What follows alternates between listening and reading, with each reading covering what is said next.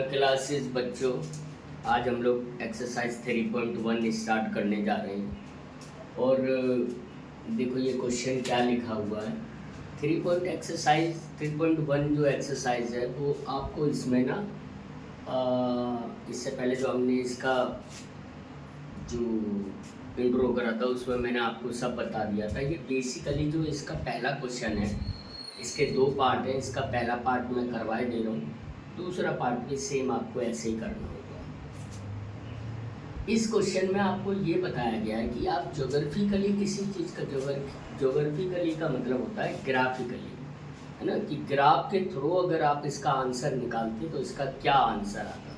तो वही चीज़ जो आगे आप करने जाओगे वो आपको पहले प्री समझाया गया। हालांकि ऐसा काम आपने क्लास 9th में कर रखा है, बट फिर भी हम एक बार करते हैं। यहाँ पे सॉल्यूशन लिखते हैं। देखो क्या है, 10 student of class X took part in the math quiz. If the number of girls is 4 more than the number of boys, तो find the number of boys in and girls. ये आपको निकालना है। क्या निकालना है कि नंबर ऑफ बॉयज दिए गए हैं एंड नंबर ऑफ गर्ल्स दी गई हैं। देखो अब इसको हम कैसे करते हैं। Let the number of boys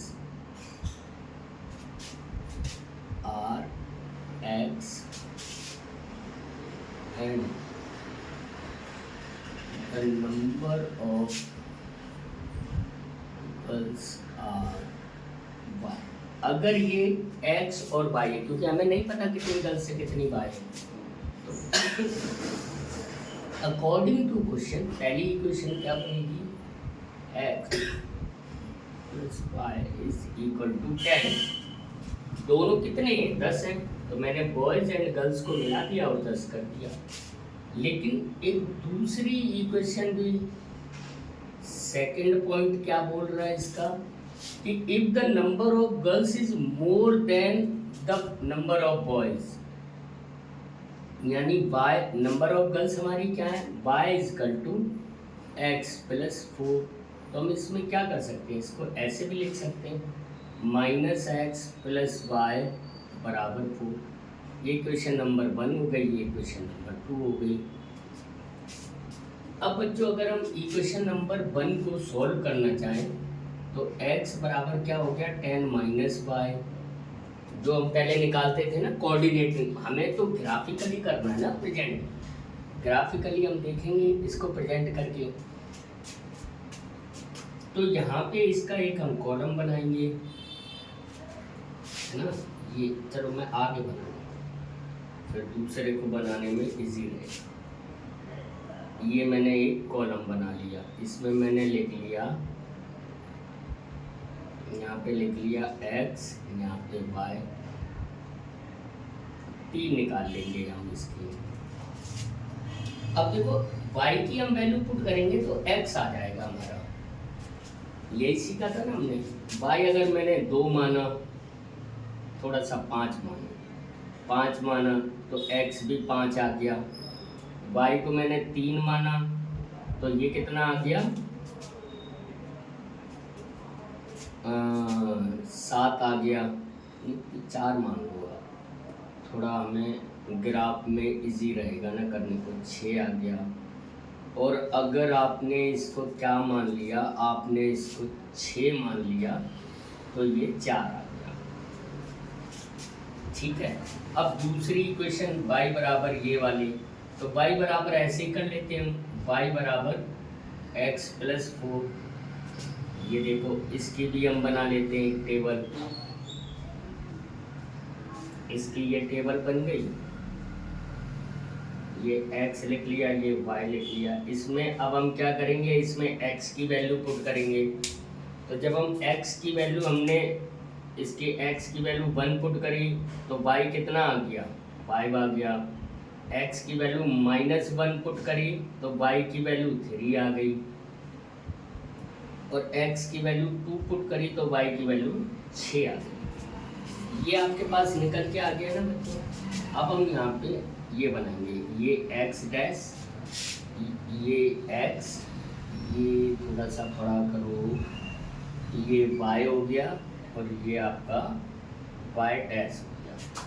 अगर हम नॉर्मली करें तो 1 2 3 4 5 एंड 6, ऐसे 1 2 3 4 5 6।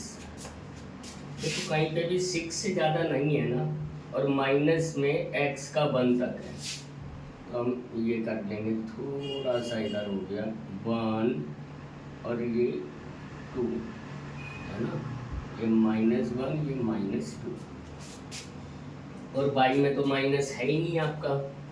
तो अब आपको ये मतलब इस क्वेश्चन में आपको बच्चों ये सिखाया गया है कि अगर हम इसको ग्राफिकली भी प्रेजेंट करते हैं तो इसका सॉल्यूशन आ जाएगा। जो हमने पढ़ा था ना a1/a2 is not equal to b1/b2 अगर होता है तो उसमें क्या होता है, आपस में इंटरसेक्ट कर रही होती है और ट्रू सॉल्यूशन निकल के आता है। अब देखो ये पहला कोऑर्डिनेट इसका लगाते हैं, ये वाली लाइन को x, ये वाली इक्वेशन का है ना, तो 5 और 5 1 2 3 4 5, ये 5 यहाँ से गया और 1 2 3 4 5 ये यहाँ पे आ गया, तो ये 5 और 5 ये हो गया, ये हो गया 5 5, ये कोऑर्डिनेट प्लॉट कर दिया हमने। दूसरा है 6 4, 6 x एक्सिस पे और 4 y एक्सिस पे, यानी ये जाएगा 4 ये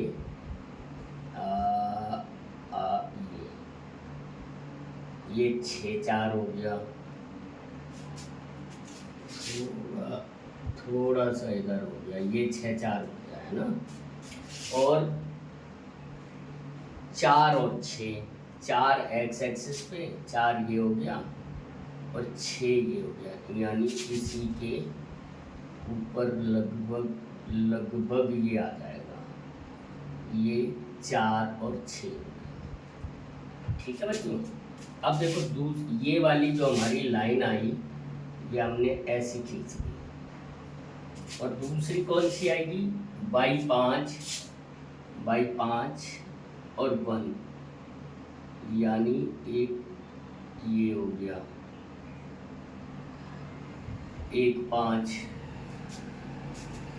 -1 और 3 -1 और 3 ये हो गया -1 और 3, 2 और 6 2 एंड 6 2 और 6,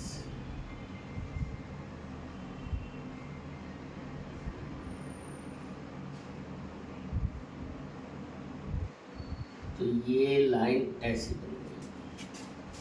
अभी थोड़ा सा अलग आ गया, तो इसका आंसर कितना आएगा बच्चों, इसका ये आंसर निकल के आ रहा है आपका 3 और 7, ये 3 तक का हो गया ना, 3 और ये यहाँ पे 7 हो जाएगा ना, देखो इसके बराबर हो गया, ये 1 2 और ये 3, तो ये कितना आया 3 और 7, तो आंसर इज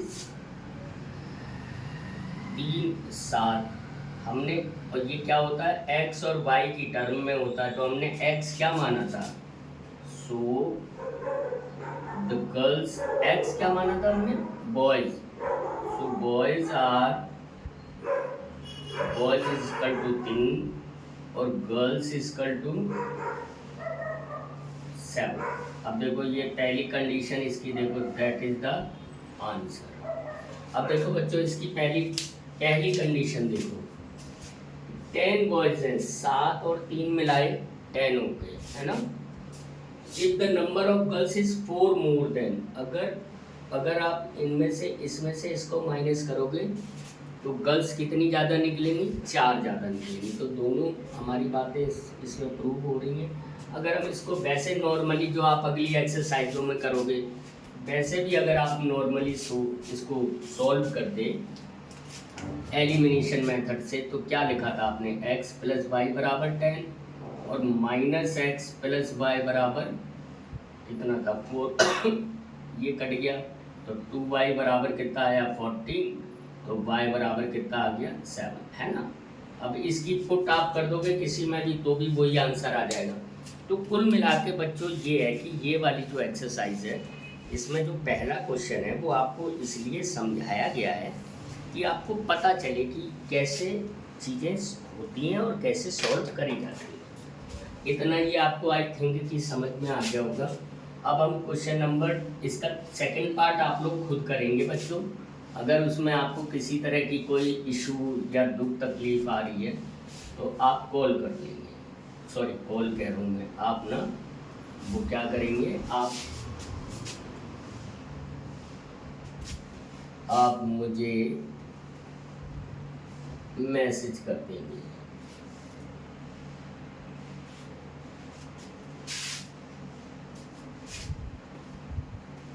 अब हम दूसरा क्वेश्चन करते हैं। दूसरा जो क्वेश्चन है वो क्या है, हमें पता करना है on comparing question number 2, comparing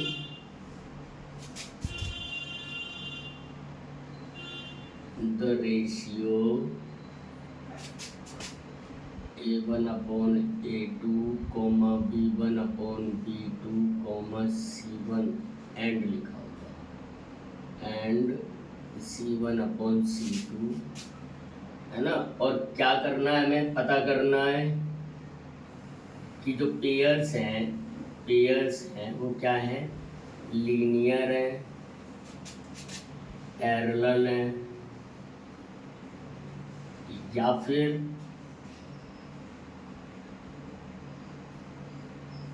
linear equation intersect, ये इंटरसेक्टिंग है या पैरेलल है या फिर कोइंसिडेंट है। कोइंसिडेंट क्या होती है, ओवरलैप।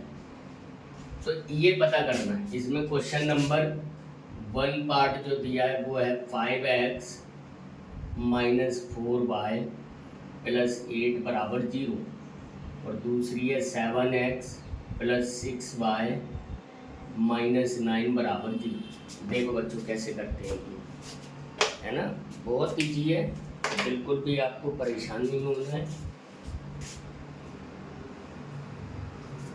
सबसे पहले इसका ना हम ये सॉल्यूशन ही मान के चलो, सॉल्यूशन में लिखा, सॉल्यूशन कैसे करेंगे, 1 मिनट होल्ड करना बच्चों। तो बच्चों ये कैसे होगा, अब देखो इसमें हमें करना क्या है। इसमें सबसे पहले हम इक्वेशन लिख लेंगे, 5x माइनस 4y प्लस 8 बराबर 0। इसका अगर हम आगे यहाँ पे देखें, a1 कितना है 5, b1 कितना है -4 एंड c1 कितना है 8। ऐसे ही हमने दूसरी इक्वेशन लिखी, 7x प्लस 6y माइनस 9 बराबर 0। इसका a2 बराबर कितना है हमारा 7, b2 बराबर कितना है +6 एंड c2 बराबर कितना है हमारा -9। तो बच्चों हमें आप ना जब ये क्वेश्चन सॉल्व करोगे, a1 a2 ये क्या है ये आपने समझ रखे, a1 a2 b1 c1 ये सब इसके कोफिशिएंट है। पहली वाले के हमने a1 a2 b1 b2 sorry a1 b1 और c1 ले लिए, दूसरी वाले के a2 b2 c2 ले लिए। तो हम पहले ये लिख लेते हैं, a1 अपॉन a2 बराबर b1 अपॉन b2, इसको लिख लो। अगर नहीं होगा तो हम नॉट इक्वल कर देंगे। अब देखो बच्चों, ये a1 कितना है 5, ये मैंने आपको इस बार ही ऐसे करके दिखा दिया। नेक्स्ट जो हम क्वेश्चन करेंगे उसमें हम लोग डायरेक्ट कर रहे होंगे, है ना, आपको समझ में तो आ ही जाएगा कि कैसे होता है। तो 5 upon 7 is equal to -4 upon 6। तो क्या ये इक्वल है, देखो ये तो कटेगा नहीं, ये जरूर आपका कट सकता है, ये आपका -2 अपॉन 3 हो गया। तो क्या 5 अपॉन 7 बराबर -2 अपॉन 3 होता है, नहीं होता, नहीं होता। तो हम क्या कर देंगे, इसलिए सो दैट क्या लिख देंगे, ये इक्वेशन कौन सी है, द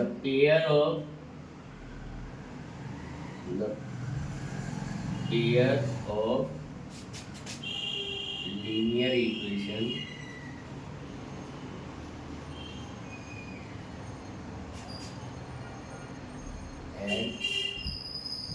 इंटरसेक्टिंग, ये इंटरसेक्टिंग है ना, मतलब ये कैसे कर रही होंगी, ये आपस में, जैसा अभी हमने क्वेश्चन करा था, आपस में काट रही होंगी,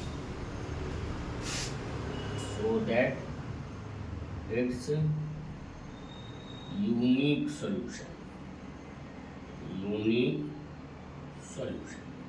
तो बच्चों आपको समझ में आ गया, बहुत ईजी है। अब इसका एक क्वेश्चन मैं आपको 3 और करवा देता हूँ, 2 आप कर ही लेंगे।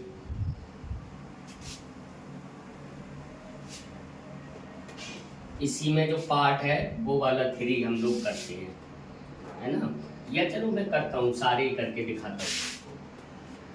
मैं दोनों पार्ट लिख लेता हूँ, फिर मैं आपको दोनों ही करके दिखाता हूँ। सेकंड नंबर है 9x + 3y + 12 = 0 एंड दूसरी कौन सी है 18x + 6y + 24 = 0।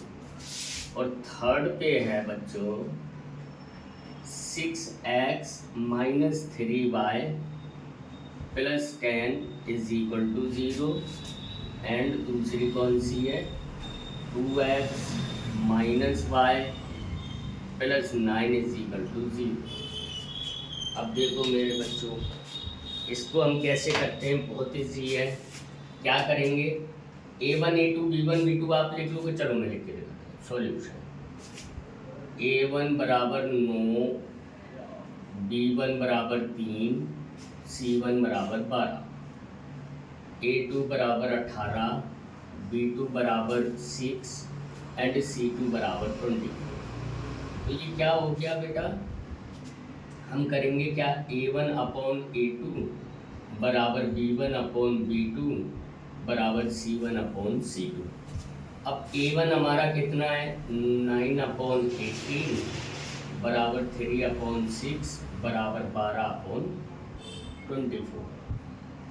देखो ये 1/2 हो गया, ये 1/2 हो गया, ये 1/2 हो गया, तो क्या आ गया 1/2 = 1/2 = 1/2।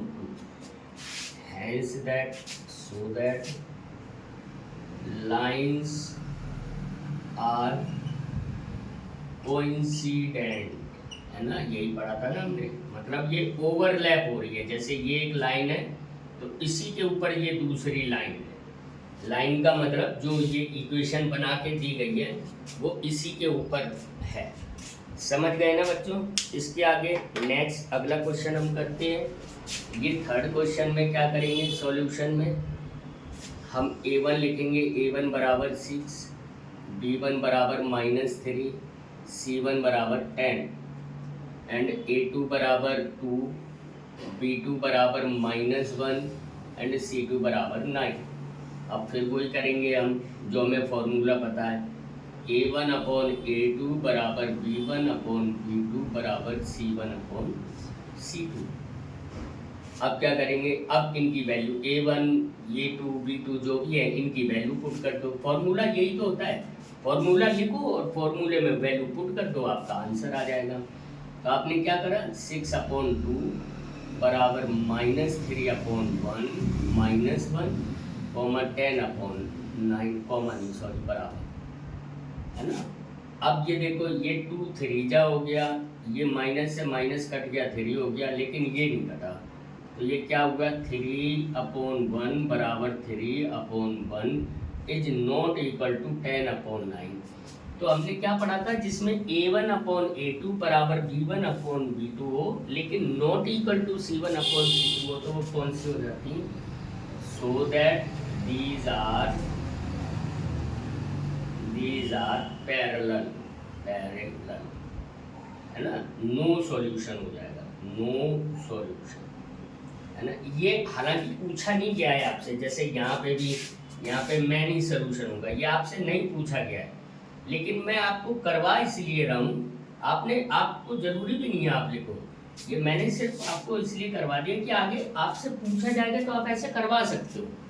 ओके बच्चों, तो इसके बाद अब हम नेक्स्ट क्वेश्चन करते हैं। तो बच्चों ये क्वेश्चन नंबर 3 है, इसमें भी कंपेयरिंग करना है वो उसी अकॉर्डिंग A1/A2 B1/B2, और इसमें आपको बताना है कि वो कंसिस्टेंट है और इनकंसिस्टेंट है।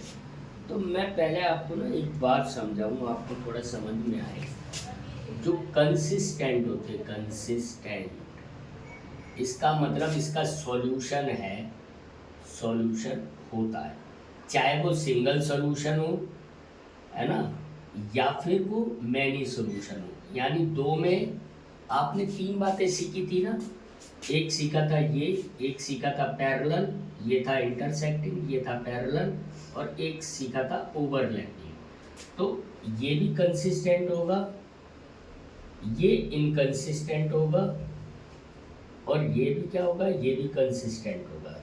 तो हमें बेसिकली करना वही है जो आपको बताया गया, सिर्फ आपको कंसिस्टेंट और इनकंसिस्टेंट के बारे में थोड़ा सा समझाया गया। तो इतनी बात आप लोगों को आई थिंक कि समझ में आ गई होगी। यानी उसका कोई सा भी सोल्यूशन निकल रहा है तो कंसिस्टेंट है, और नहीं तो इनकंसिस्टेंट है। ये यहाँ पे 5 सॉल्यूशंस हैं, हम ये पांचों करेंगे। नंबर 1 पहले करते हैं, तो लिखिए इक्वेशन 3x + 2y = 5, है ना। तो ये क्या बन जाएगी आपकी, 3x + 2y - 5 = 0।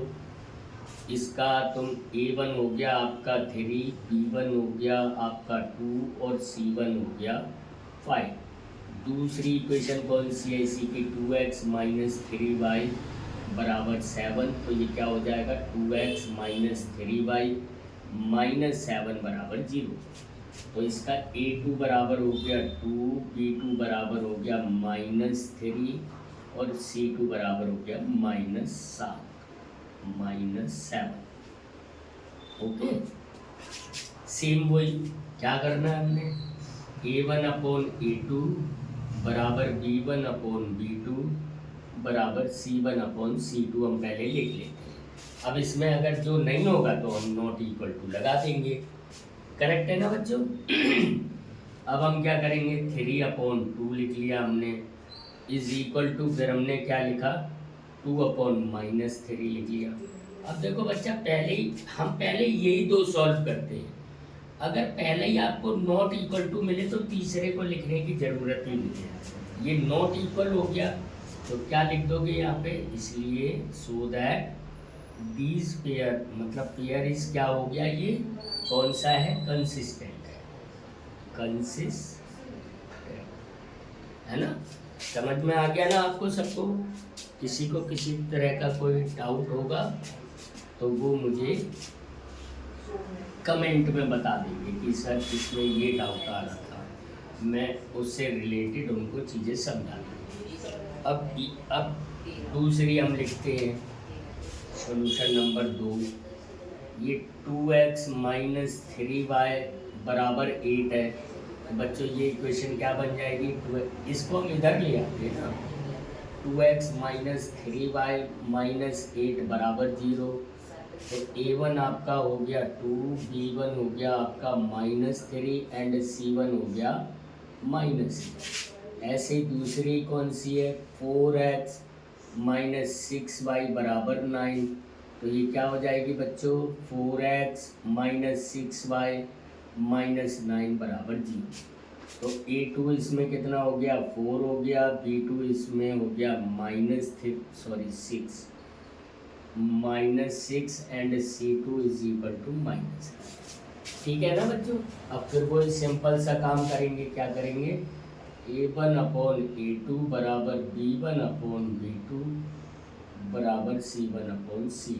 अब इनकी वैल्यूज पुट कर दो, तो 2/4 बराबर -3/-6 बराबर -8/-9। माइनस से माइनस कट गया, माइनस से माइनस कट गया, ये 1/2 आ गया, ये 1/2 आ गया। तो ये कितना हो गया, 1/2 बराबर 1/2 बराबर 8/9। ये नॉट इक्वल टू है क्योंकि इसके ये बराबर नहीं। तो ये कौन सी हो गई, ये पैरेलल लाइंस हो गई। और पैरेलल लाइंस जो पैरेलल लाइंस होती थी वो हमारी कौन सी होती थी, वही हमारी इनकंसिस्टेंट है। तो आप क्या लिखोगे, इक्वेशंस आर इनकंसिस्टेंट। आ गया ना समझ में बच्चों? सॉल्यूशन अगर निकलेगा, चाहे वो सिंगल हो डबल हो कैसा भी हो, आप उसमें वही लिखोगे कंसिस्टेंट। मतलब मैनी सॉल्यूशन आ रहा है तो भी आप कंसिस्टेंट लिखोगे, और एक सिंगल या यूनिक सॉल्यूशन आ रहा है तो भी आप क्या लिखोगे, कंसिस्टेंट लिखोगे। नंबर 3/2x प्लस 5/3y बराबर 7। तो ये क्या हो जाएगी, 3x/2 प्लस 5/3 माइनस 7 बराबर 0। और दूसरी इक्वेशन तो a1 कितना हो गया 3/2, b1 हो गया 5/3 और c1 हो गया -7। दूसरी इक्वेशन लिखते हैं 9x माइनस 10y बराबर 14। तो ये क्या हो जाएगी 9x माइनस 10y माइनस 14। तो ये बच्चों क्या हो जाएगा, a2 is equal to 9, b2 is equal to -10 और c2 इज इक्वल टू -14। अब देखो बच्चों, वही करेंगे हम, क्या करेंगे, a1/a2 बराबर b1/b2 बराबर c1/c2।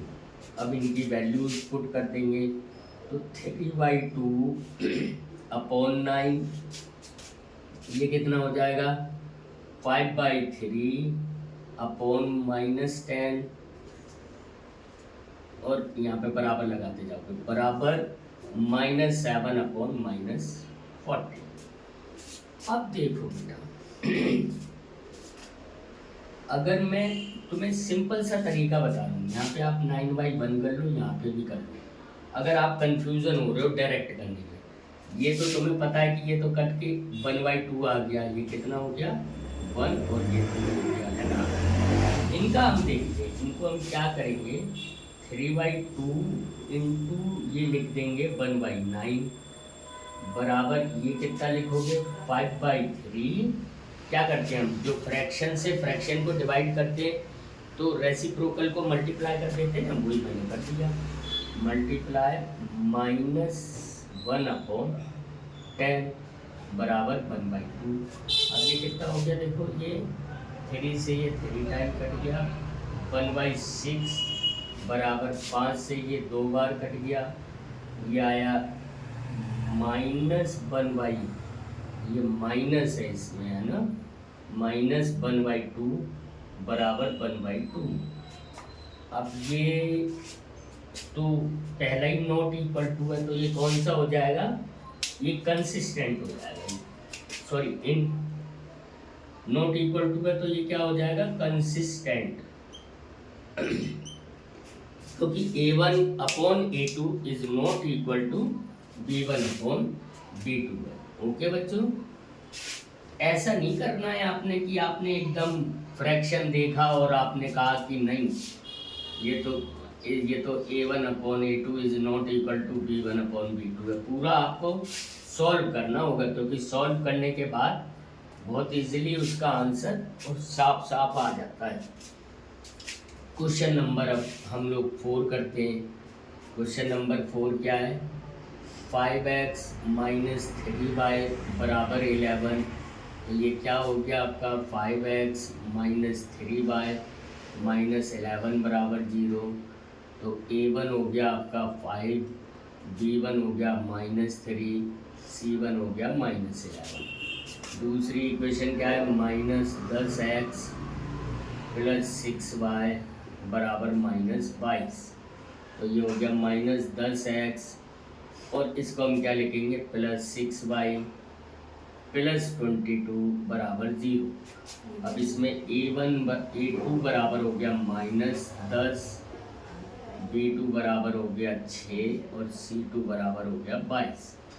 तो अब ये क्या लिखोगे, वही फॉर्मूला हमारा पुराना वाला a1/a2 बराबर B1/B2 बराबर C1/C2। अब इनकी वैल्यूज पुट कर दो, तो 5/-10 बराबर -3/6 बराबर -11/22। तो ये देखो, ये 1/2 1/2 1/2, लेकिन ये आया कैसे? -1/2 बराबर ये भी -1/2 बराबर ये भी -1/2। जब ऐसा आंसर आ जाता तो एवन, तो ये भी कौन सा हो जाएगा? कंसिस्टेंट। मैनी सॉल्यूशन हो गए इसके। क्या हो गए? Many solution. तो ये कौन सा हो गया? कंसिस्टेंट हो गया। ओके बच्चों, अब इसके बाद लास्ट वाला हम करते हैं। ये हमारा 4 था, ये हमारा 4 था। अब हम 5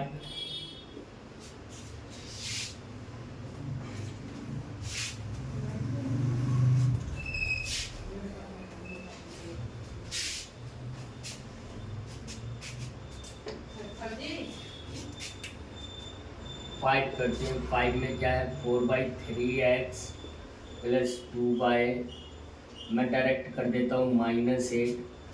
a1 हो गया 4/3, b1 हो गया 2 एंड c1 हो गया -8।